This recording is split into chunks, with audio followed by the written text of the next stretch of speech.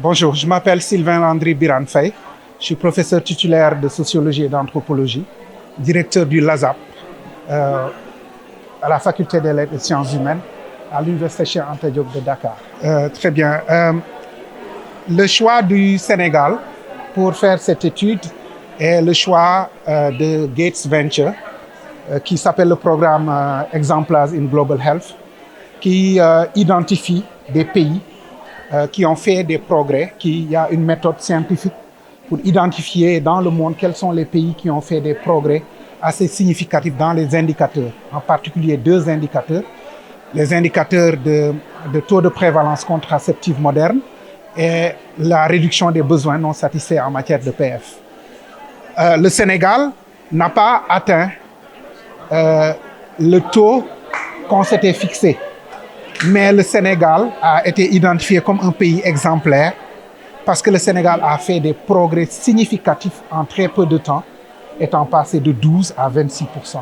Donc voilà comment... Cette période, c'est de quelle année? C'est depuis 2010 où le Sénégal a commencé à prendre certains engagements politiques avec l'avènement du partenariat de Ouagadougou à Dakar jusqu'en 2023.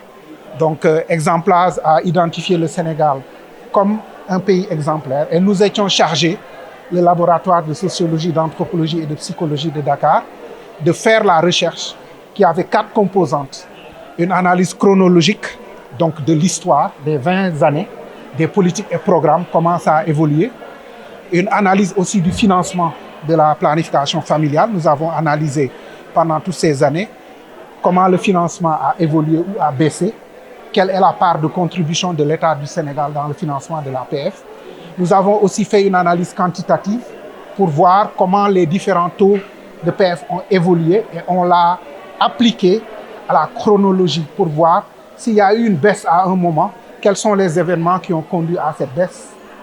Et une dernière partie importante qui était une enquête socio-anthropologique qualitative pour voir du côté de la demande quels sont les facteurs que les familles identifient comme ayant contribué à renforcer leur utilisation des services de PF, mais aussi qu'est-ce qui les a bloqués, parce qu'on regarde aussi les challenges. Donc cette étude permet de voir est-ce que l'hypothèse faite par Exemplars est vérifiée et que le Sénégal est réellement un pays exemplaire, et s'il est exemplaire, pour quelles raisons il est exemplaire.